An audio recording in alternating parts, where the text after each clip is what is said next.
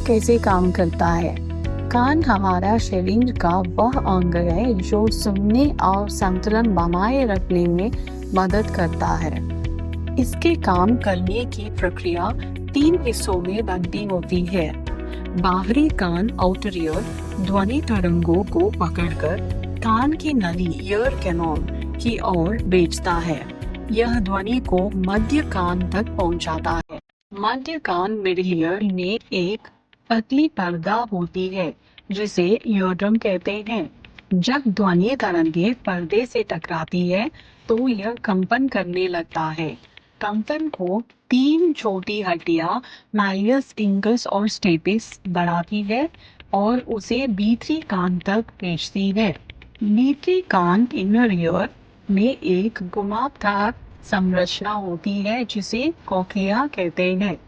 Cochlea में तरल पदार्थ और तंत्रिकाएं होती हैं जो कंपन को विद्युत संकेतों यानी इलेक्ट्रिकल सिग्नल में बदलती है।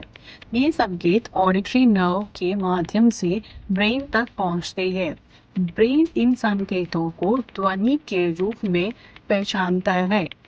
भीतरी कान में वेस्टिबुलर सिस्टम नामक हिस्सा होता है जो शरीर की स्थिति और गति के बारे में जानकारी ब्रेन तक भेजती है, जिससे संतुलन बना रहता है।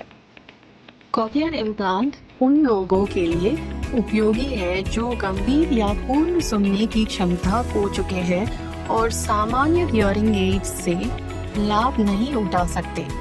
जब दोनों कानों में बाइलेटरल गंभीर या पूर्ण severe to profound hearing loss सुनने की समस्या हो, कॉक्लियर इम्प्लांट करना अच्छा है। जब व्यक्ति पारंपरिक हियरिंग एड का उपयोग करता है लेकिन इसके बावजूद ध्वनि को स्पष्ट रूप से सुनने या समझने में असमर्थ होता है, उनको भी इम्प्लांट अच्छा है। जब बच्चा जन्म से ही जन्मजात विविधता के साथ पैदा होता है या छोटी उम्र में सुनने की क्षमता खो देता है, बोलने और भाषा के विकास में बाधा आने से पहले इम्प्लांट किया जाना फायदेमंद होता है। आमतौर पर 12 महीने से 5 साल के अंदर इम्प्लांट करना पड़ेगा। कॉक्लियर इम्प्लांट तभी किया जाता है जब ब्रेन में ध्वनि संकेतों को पहचानने और भाषण को समझने की न्यूनतम क्षमता हो।